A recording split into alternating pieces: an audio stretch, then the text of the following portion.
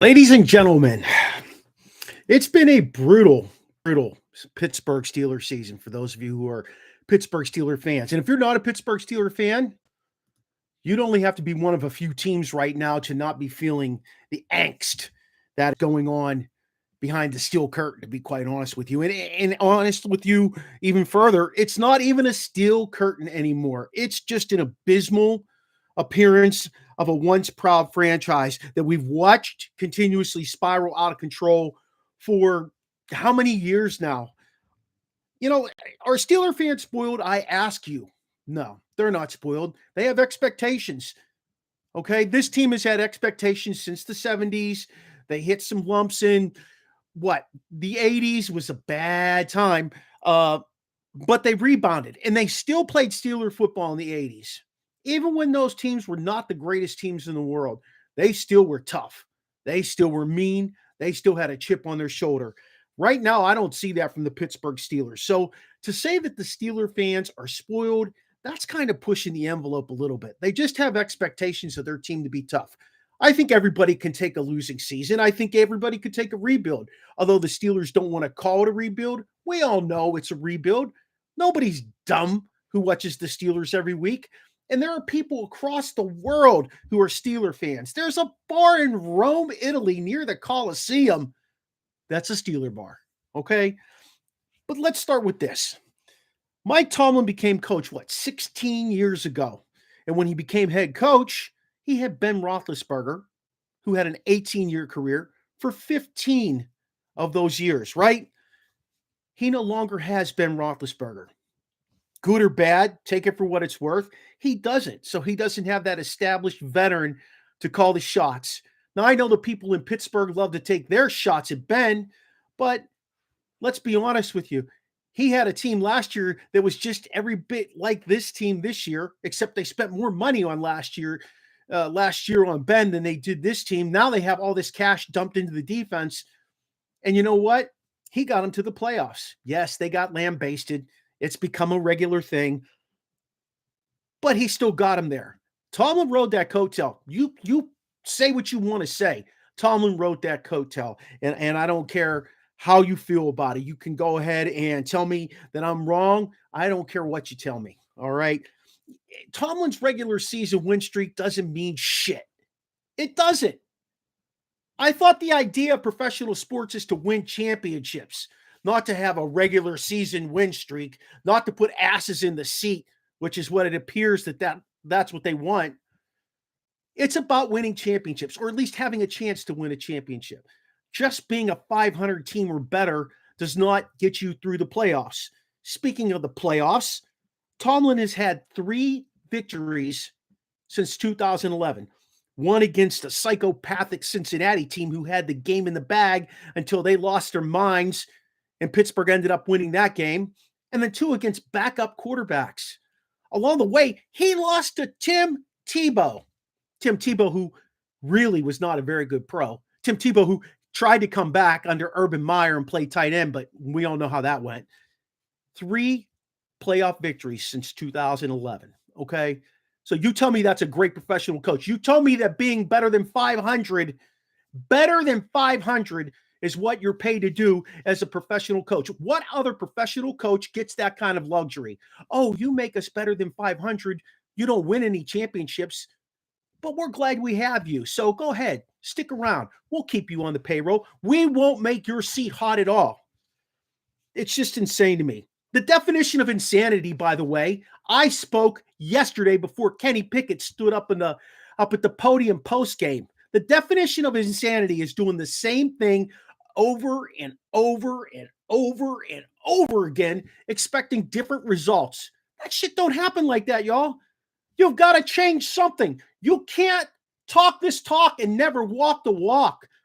When Pittsburgh got blown out by Buffalo, Tomlin came up and said, nobody's job is safe. People are going to be changed. What's he do? He pulls Alu out.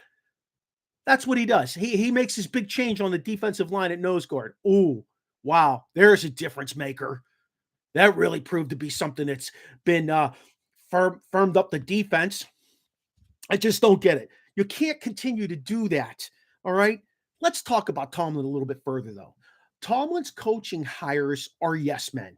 You don't have to believe me, but look at what's going on. Look at the results of what's going on. Are they yes men? Look at his hires. They are yes men. They're his buddies. Go look at the past history of the guys he hired. He doesn't hire anybody to challenge him.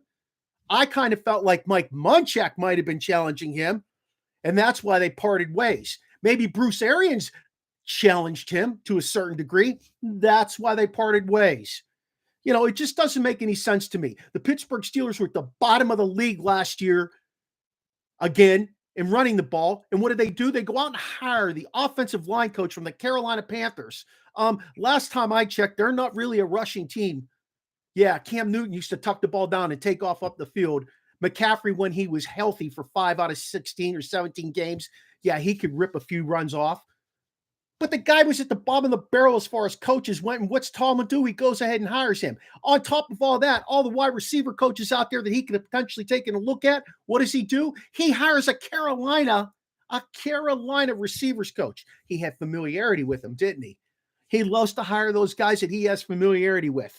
It doesn't make any sense to me how you can continue to do that. This offensive line of the Pittsburgh Steelers that people want to keep pointing the finger at because they sign bottom tier guys, it comes because of the fact that they are signing bottom tier coaches that can't coach up anybody that they have to begin with. They were hanging their hat on guys that were on injured reserve all year, came back. They thought that guy was going to make the team last year. Are you kidding me? They went out and spent money on players that just don't produce. They made you believe that Dan Moore Jr. was going to have a spectacular sophomore year. And you know what? He gets beat like a drum week in and week out. He flashes one good play out of 10. When you only run 50 plays a game, that's only 5 good plays in a game. If you run 70 plays by some ungodly chance because the Steelers go 3 and out constantly, he has 7 good plays in a game. The guy is just abysmal. The guy playing next to him, we won't even get into that. He's either hurt or getting blown up. I don't know. The offensive line, though, Adrian Clem leaves mid-season last year as offensive line coach to go to Oregon because he gets assistant head coaching job and offensive line coach. He leaves the pro level to go to the college level because of a title. Do you really think they paid him more? The guy before him, you got to spend some money to get some coaches in that can coach up your team. Your receiver's not getting separation. There should be something you can do as far as drills go to get separation. There should be something you can do to create part of the dynamics of the passing game to aid your offensive coordinator if he's that bad. It's over and over again with Tomlin's hires as an assistant coach. On top of that, let's look at his game day coaching. Clock management, not a strong feat. 16 years into it. How about his challenges? Does he win them? Rarely. You can barely even say rarely. He had a huge challenge he could have made in the Steelers-Eagles game on the 30th of October this year. Did he make it? No, he didn't make the challenge. Nobody looked at it. He hired somebody specifically to do that, and he's not getting the right information. Does he actually use his assistant coaches, or does he fly from the hip on his decision-making? Because it certainly doesn't look like he uses the people around him to me. You can be a great guy. You can be a nice person to play for, but you don't have the skill to manage those guys during the game, and it shows. Player drafting. This team, drafting and development is abysmal. How many cornerbacks have come and gone that are on that roster? So many guys come and gone on that roster. A lot of the defensive backs at the Steelers draft end up being special teams players. Get forced into action. Okay? There's got to be a change there. You've got to figure that out. If you can't draft DBs, go out and sign them like they did Joe Hayden. Don't let them walk away. You could say what you want about a guy like Terrell Edmonds that they drafted in the first round. He had a 3rd round grade, maybe a 5th round grade. I don't know. He was all over the board, but he certainly wasn't a 1st round guy. But Terrell Edmonds is developing. There's no question about that. You guys can say, he sucks. But does he really suck? I watched A.J. Brown run down the field again on October 30th, past everybody else, But the one ball that was thrown while Terrell Edmonds was covering him down the middle of the field, Edmonds was there. He was able to make a play. A.J. Brown didn't score touchdown number 3 or 4 or whatever the hell he had yesterday. That was insane. Draft guys and develop them. And if you're not drafting the right players, you need to look at your scouting department. You need to figure out what you want them to find for you. That's another part of the problem. That takes us into the defense.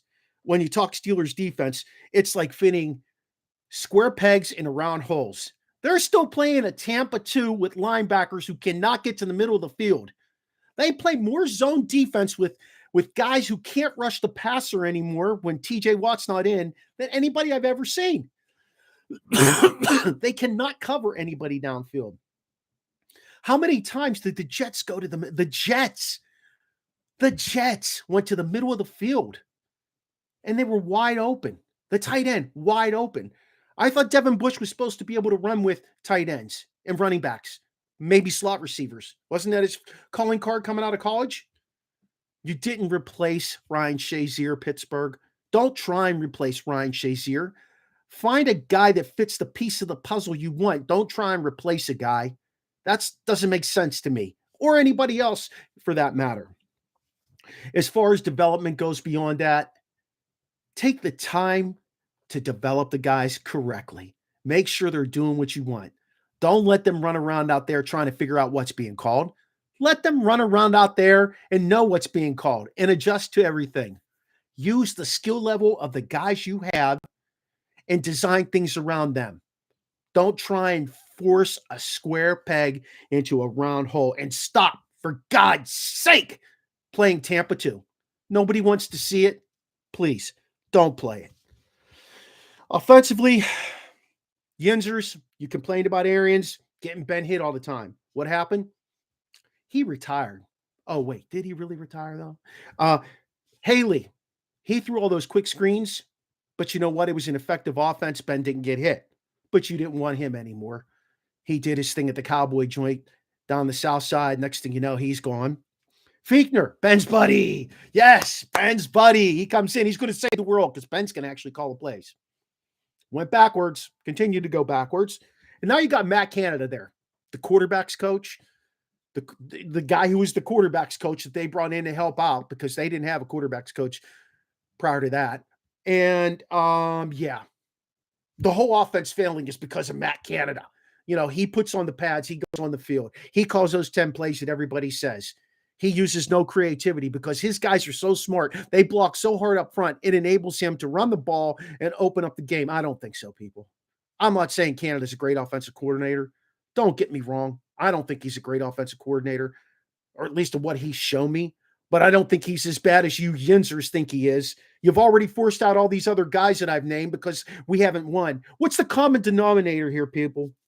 What's the common denominator? Who hires the offensive coordinators? It's Mike Tomlin, right? Mike Tomlin. He wants yes guys. Maybe Arians was cut loose because he wasn't a yes guy. Maybe he was cut loose because Ben was getting the snot smacked out of him because he hung on to the ball too long because he went downfield. But you know what? Mike Tomlin doesn't like anybody who challenges him. It's apparent he hires yes guys. I'm not sure what's next, but the owner really needs to grow pair. He's got to get himself involved in what's going on with this organization. And if Art Jr. can't do that, Art Jr. needs to step the hell away. Go be a lawyer or whatever in the hell you're doing. Let somebody else in the family run this organization the way it once used to be. Proud. I'll take a loss any day of the week as long as you play with heart. Everybody got their panties up in a bunch last year when Tyler Boyd said that the Steelers quit when they were playing Cincinnati. Starting to look more and more like he was telling the truth. When this team gets behind and gets smacked around, they quit. And it's hard to watch. Okay? As a lifelong Steeler fan, as somebody who has had conversations with many lifelong Steeler fans, young and old, had conversations with players, this is really hard to watch right now. You can go up in flames. I'm okay with that. You can rebuild. Rebuild right. Rebuild with some heart. Rebuild with leadership, effectiveness, and desire to be successful. Look, when your rookie quarterback, your second-year running back, and some of the other players on that team Start calling out leadership and commitment. Start calling out people for not watching enough tape and being prepared. That's a huge red flag. The media in Pittsburgh sucks. I'll tell you flat out. All they want to do is trade away guys and fire guys. They don't want to get anybody any better. They don't want them to be the best they can be and prove it on the field. But damn well will tell you this. At the end of the day, this Pittsburgh Steeler team will only get themselves back on track if the owner steps in, has a firm fist, and says, this is what we're going to do. We're going to go back to old school football. This is the type of thing I want to happen, and you're going to make it happen, Coach Tomlin, or we're going to part ways with you. Until next week. Oh, wait, there is no next week. It's a bye week. What a weekend it'll be. I won't have to lose my mind. Here we go, Steelers.